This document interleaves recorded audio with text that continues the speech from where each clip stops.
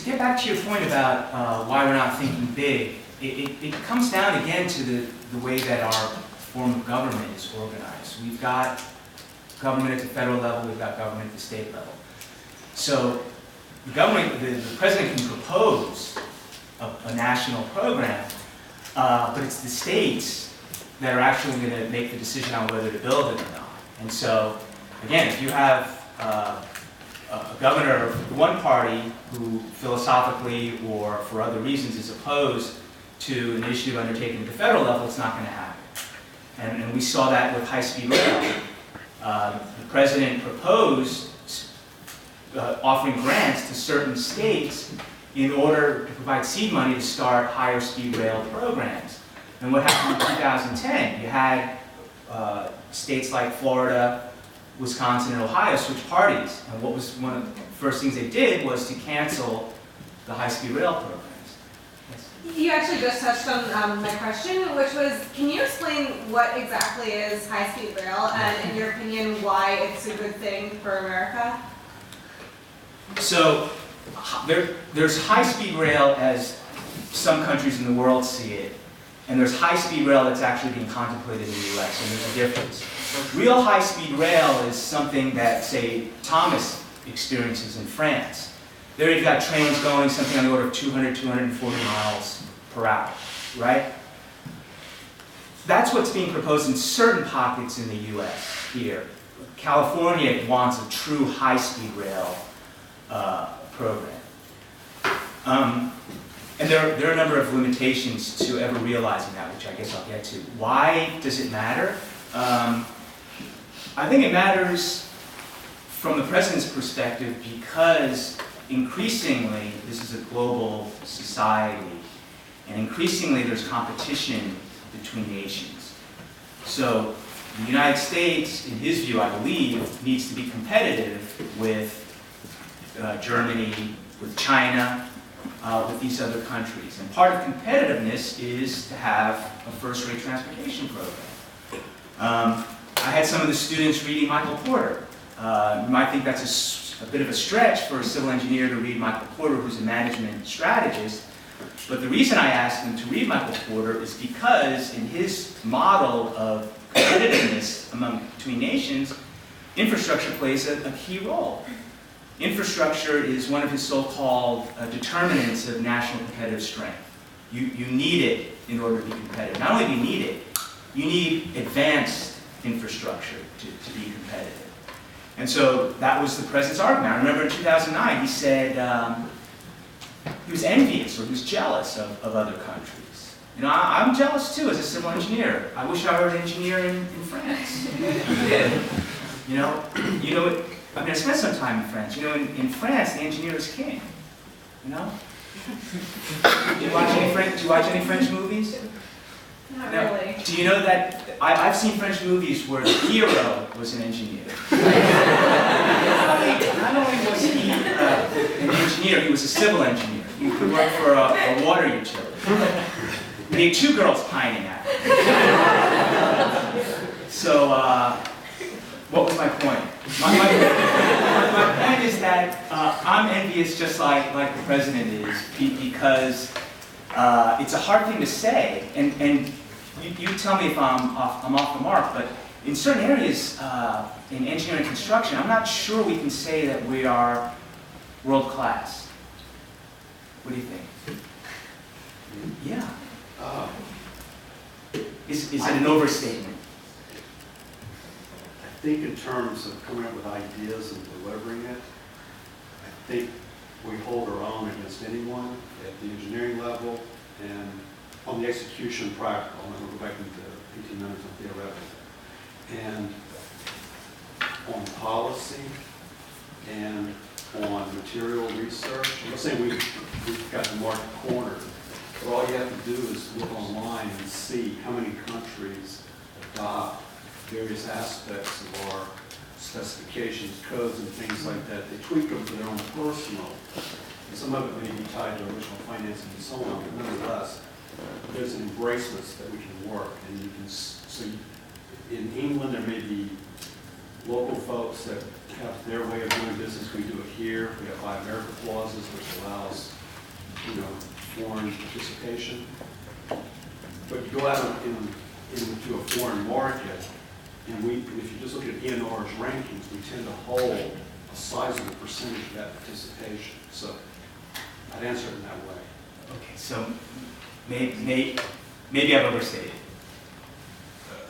We cover the full range. We build the best looking stuff and the newest stuff, and we have stuff we haven't taken care of for 75 years. So it's all over. Anyhow, so the rationale, I think, is pretty clear. It's about competitiveness. Now to get to your point about high-speed rail and higher speed rail. As far as high-speed rail, that means, like Thomas gets to enjoy when he goes back to France, that's 200 miles per hour. There's some technical limitations. First of all, you need an extremely straight alignment. You have to eliminate all grade crossings. You need a grade-separated structure. So those are some of your technical limitations. You've also got operations and maintenance limitations. I was surprised to learn during the course of my reading that O&M costs are significantly higher the higher speed, higher design speed you have for your rail system. So going from 60 miles per hour to 140 miles per hour, you're looking at a factor increase of 6. So it costs 6 times for annual O&M costs at 140 miles per hour as opposed to 60 miles per hour. So you've got some O&M costs as well. Frankly, you've also got investment, financing costs. From what I understand, it is hard to get a return on your investment in high-speed rail. These systems are all subsidized. And there are reasons to subsidize them. But if you're talking on the one hand of bringing a private sector firm in, having them pony up their money, it's going to be hard to see that because there are only 2 lines in the world that are profitable. That would be Paris-Lyon and Tokyo-Osaka. And even in those cases, there are some extenuating circumstances that we can't hope for here. One of it is the tolls that you would pay to get from one place to another in those countries. And again, at the high cost of gas. So those are all disincentives to drive and an incentive to take the train. So that brings us to higher speed rail, which is really, even when the president's talking about high speed rail, he's really talking about higher speed rail. That is getting speeds up to, say, 90, 100 miles per hour, which the advantages of that maybe are debatable. Even there are limitations. And the limitations there are the fact that you're sharing your track with freight. Passenger rail doesn't have ownership of the rail system. Those things are owned by freight lines. Freight lines travel very nicely at 50 miles per hour. Serves their purpose. And so if you were to bring higher speed rail in, that creates problems for your freight companies because now you've got to come up with systems, safety systems, this thing known as positive train control in order to have sensors so that you know how close trains are approaching. That is all a consequence of going to higher speed rail. So that's another disincentive to actually realizing the higher speed rail program. And then going back to an earlier point, this is the philosophical difference between Republicans and Democrats. And so Florida, you have Republican governor, Wisconsin, you have Republican governor, Ohio, you have Republican governor. One of the first things they did was they refused federal grant money for higher speed rail. So I'm not sure I can say I'm optimistic about realizing that objective either. Even though we can appreciate when we think about it, there are a lot of benefits involved. I just want to add one point to that. Also, you have to look at high-speed rail, whether it's 180 or 220 or whatever, within the context of the overall options. You have airports, cars, and things like this. And so what you really are trying to do, I think, is trying to expand the capacity of the entire system. And airports have problems too. Trying to get more land and so on, particularly here in the Northeast, New York and so on. So just simply building more and more airports isn't going to get you out of it either. So part of the high-speed rail argument is getting people off the cars. You can't build as many freeways as you'd like. So it's part of the whole system that you're really working with. And this is just one piece of it. Angie? Yeah, I guess it's, sorry, more of a general question. Like, as a, let's say if you're trying to talk to a member of the public, a non-civil engineer, how do you convince them infrastructure is a greater need than another non-discretionary funding item like education or police or fire protection? Like, there are many things like that. How do we say we're civil engineers, we think infrastructure is critical and has priority over anything else? Do we want to make that argument though, that we want one at the exclusion of the Not the other, or do we exclusion, want there's a all of limited the federal budget. To some extent, there's only $500 billion in non-discretionary spending. How do we go about claiming we need $50 billion for ourselves, or whatever the amount is? Like, My answer is, and I'm speaking as an old person, I think we need to reform entitlements. I really do. I think in the end, that's the only way we can begin to address some of these other challenges is, do we as a society make a decision about what some of these benefits they're going to be receiving? In the case of Social Security, that's an easy fix technically. You can solve that. You just say you're going to raise the retirement age to 68, and boom, you've got savings. Now, old people aren't going to like that. That's the problem. Old people vote, right? They vote in much higher. They vote in much higher percentages than 18, 24, 20 to 29, whatever the youth is. So that's the real challenge. So I don't know if I can even make that argument that we should be building this bridge instead of building a school. It's building a a school justification, or taking from building the entitlements, I guess. or having teachers. Yes. Well, one way to get around this, and we have sort of a precedent for this, but when Eisenhower was trying to build the interstate highway system, he actually put the money for roads in the military budget and made it a military project, and in some senses sold it to the American public as something we needed to have a strong defense against the Soviets. And do you think that's maybe an option in terms of looking at a national infrastructure project in the future? In principle, yes. I can't think of the specific argument that I think could sell. I mean, can we really make a defense argument?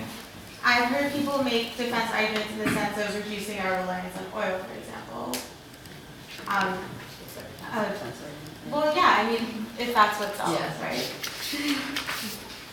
Would it be possible to have these be reallocated in a way that would be more feasible politically?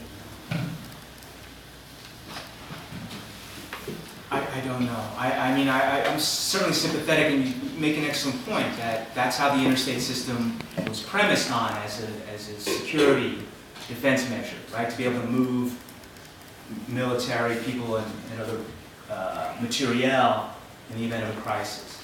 So I just don't know what the similar real argument, it doesn't come to mind.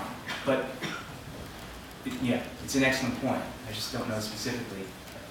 I would say to move along to the questions that I had, it relates to the funding process. Privatization is often discussed as a solution to rebuilding infrastructure systems. What challenges and prospects are presented by the privatization and public-private partnerships? So do you know what public-private partnerships are? Right? Public-private partnerships generally are when the public sector grants a concession to a private consortium, either to build a new, say, bridge, or to assume control of an existing one. And so if it's a new bridge, let's say, that this consortium, this private sector consortium, is responsible for designing it, constructing it, operating it, and maintaining it, and importantly, financing it. That responsibility is all shifted to the private sector, private consortium. And why would a private sector firm do it? Why would they undertake all this, go to all this trouble? To collect money from some kind of a user fee. And the most typical user fee would be a toll. So they're collecting a toll, they're putting their money at risk in order to make a return on investment, in order to make a profit. So the question is, your question is it viable? Yeah, is it viable? Like, what are the prospects for future privatization or public-private partnerships? So I guess I'd like to make a few points on this point. First of all, I believe in principle that we should make greater use of these so-called public-private partnerships. But is it a cure-all? I would say absolutely not.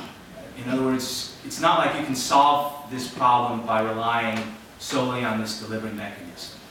Because you can only apply this in situations where this asset is going to generate revenues.